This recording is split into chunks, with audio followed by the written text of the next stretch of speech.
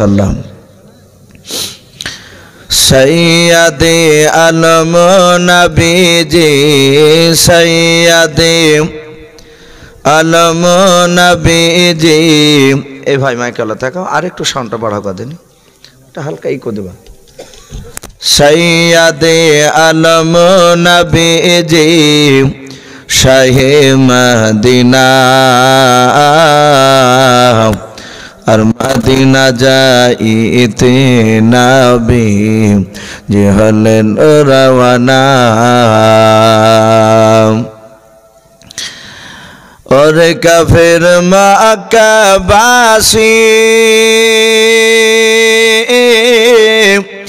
নবীজিকে মারব বলে ওই ঘিরে বসলে,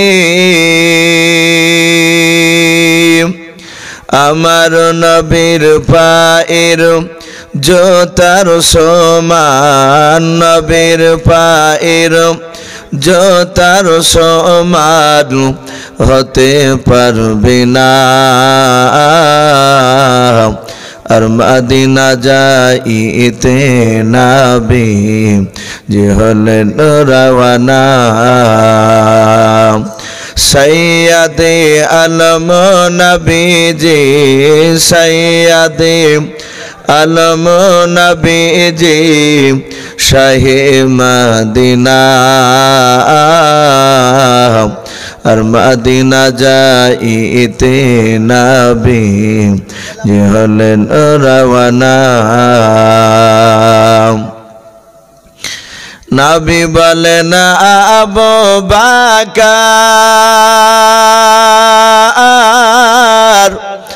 হিজরত করি চল গো ওই হুকুমে খুদার, ওই রাতারাতি চলেন নবী, রাতারাতি চলেন নবী সোনার মদিনায়, আর মদিনা যাইতে নবী যে হলেন রওয়ানা। নবী বলেন হযরত আলী আমার বিছানায় শুয়ে যাও গো ওই তোমারে বলে, হযরত আলী শুয়ে গেলেন, হযরত আলী শুয়ে গেলেন নবীর বিছানায়, আর মদিনা যাইতে নবী যে হলেন রওয়ানা। সৈয়দে আলম নবীজি সৈয়দে আলম নবীজি শাহে মদিনা, আর মদিনা যাইতে নবী যে হলেন রওয়ানা।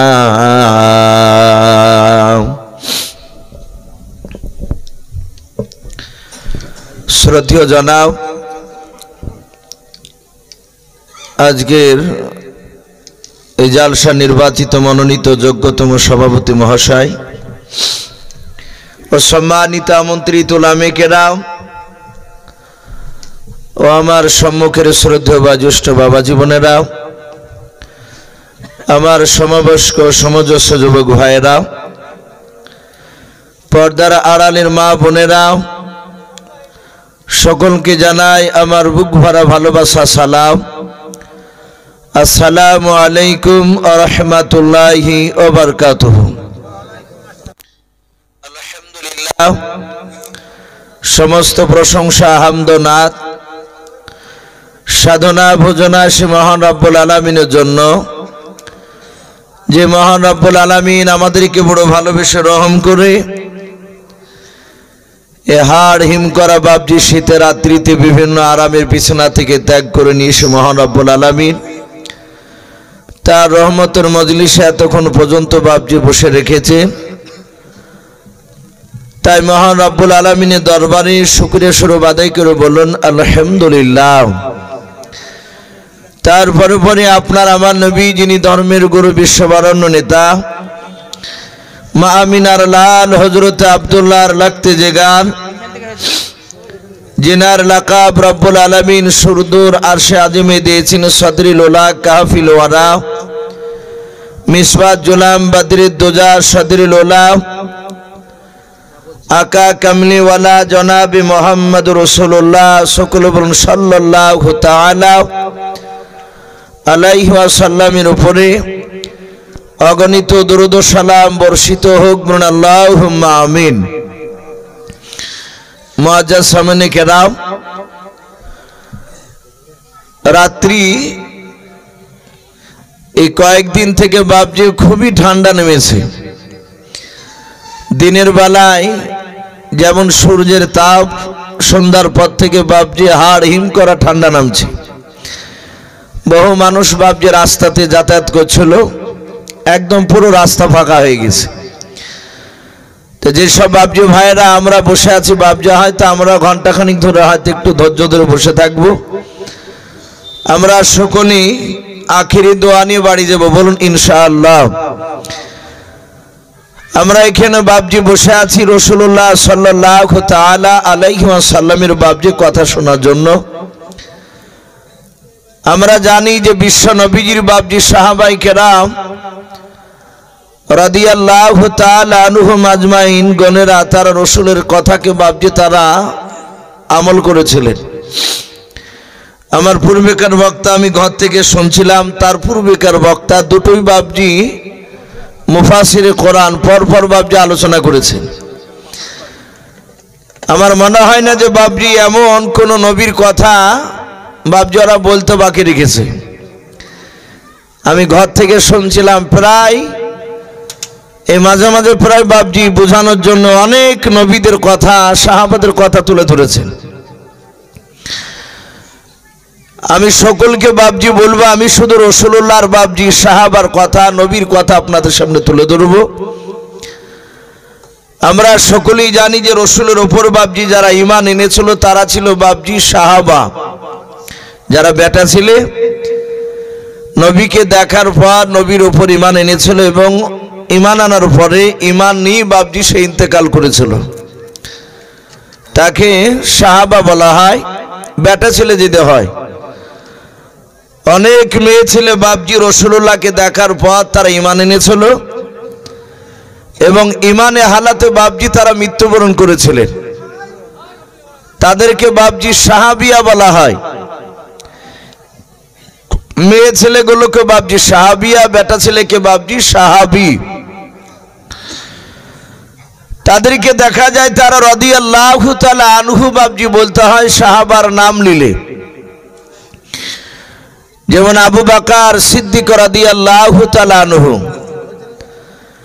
হযরত উমর ফারুক রাদিয়াল্লাহু তাআলা আনহু। কিন্তু বাপজি আপনার আমার নাম নিলে রাদিয়াল্লাহু তাআলা আনহু বাপজি বলা যাবে না।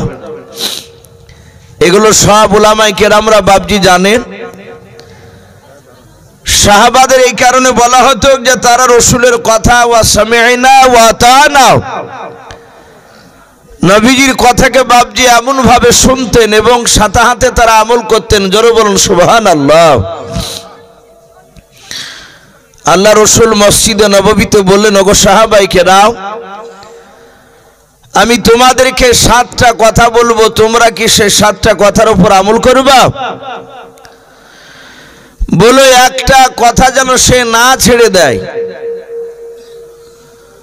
আল্লাহর নবী জনাবে মুহাম্মদ রাসূলুল্লাহ সাল্লাল্লাহু তাআলা আলাইহি ওয়াসাল্লাম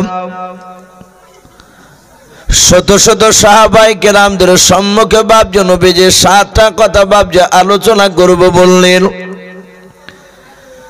প্রথমে বললেন কারা আমল করবে, একজন ব্যক্তি নাই, যারা যারা আমল করবে হাত উঠাও।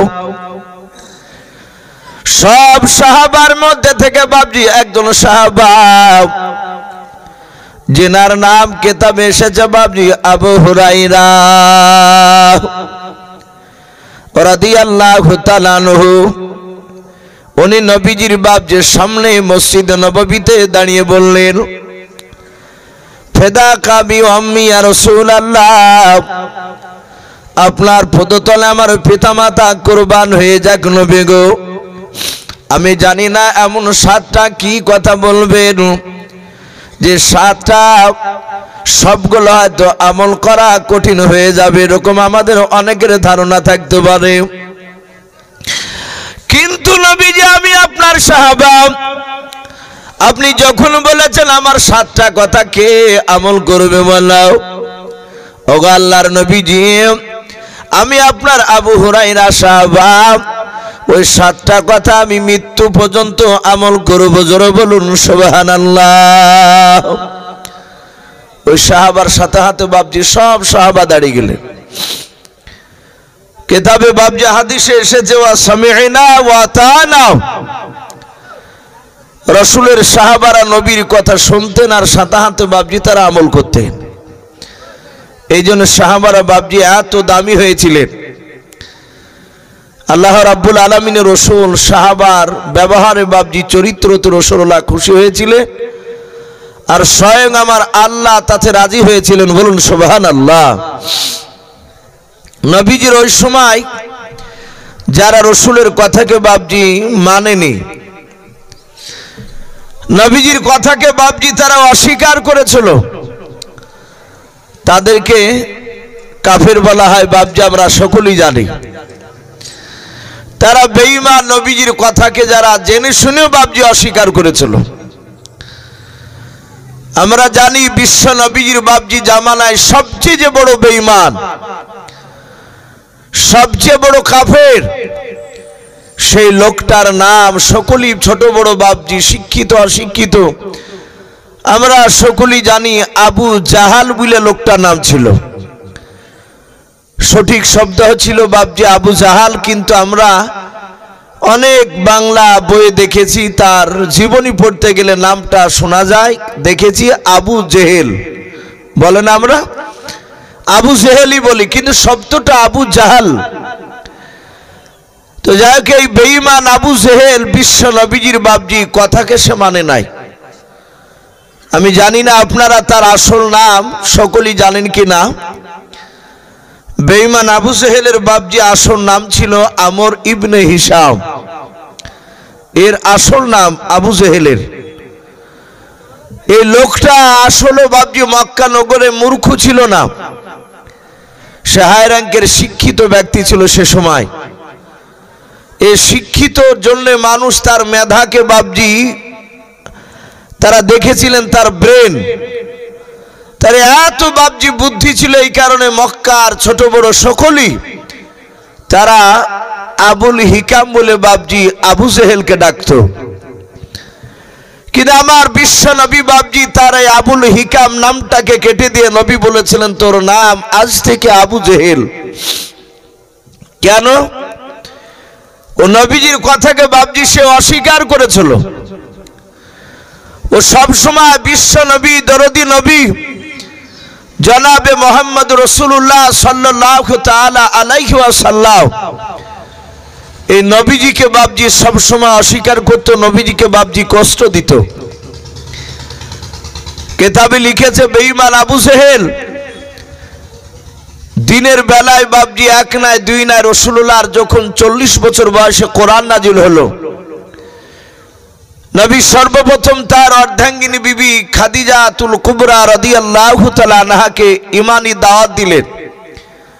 খাদিজা বিশ্ব নবীকে বাপজি সর্বপ্রথম নবী রাসূল বলে মেনে নিয়েছিলেন।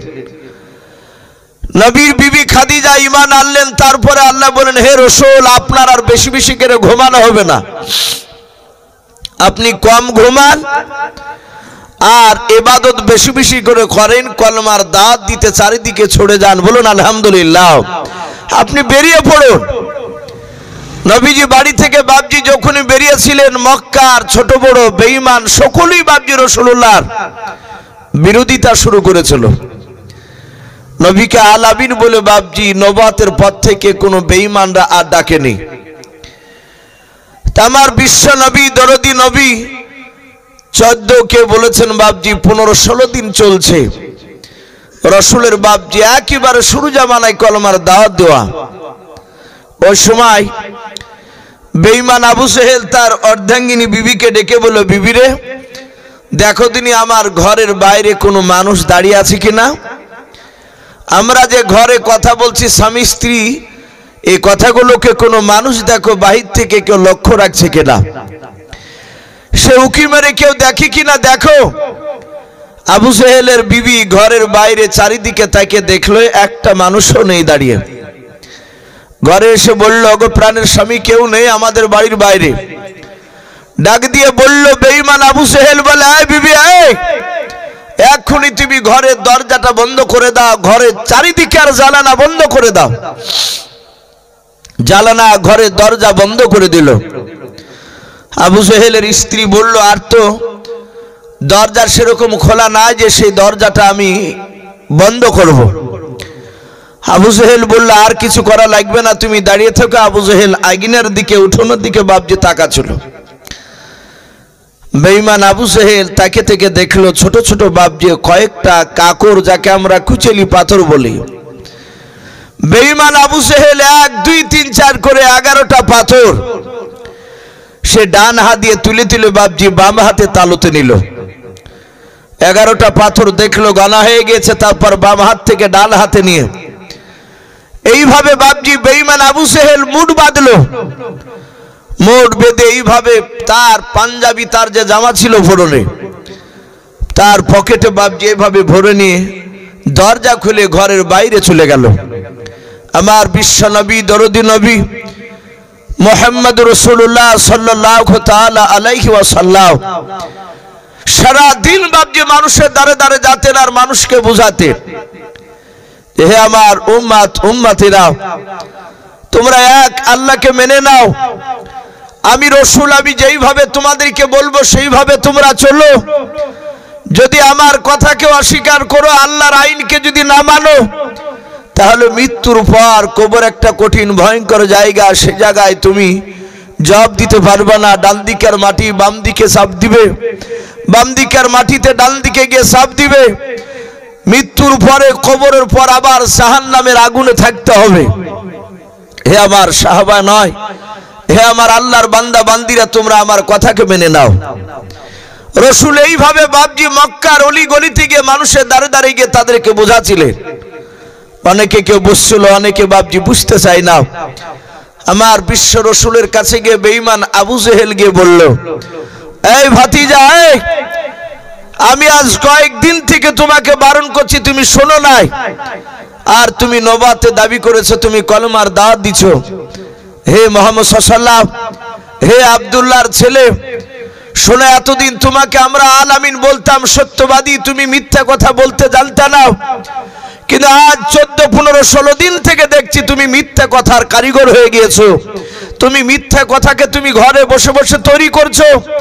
হে মুহাম্মদ সাল্লাল্লাহু, হে আমার প্রতিবেশী ভাতিজা, তুমি যদি সত্যিকারে যদি নবী হও, তাহলে বলে আমার এই হাতের ভিতর কি ভরা আছে তুমি বলতে পারবা?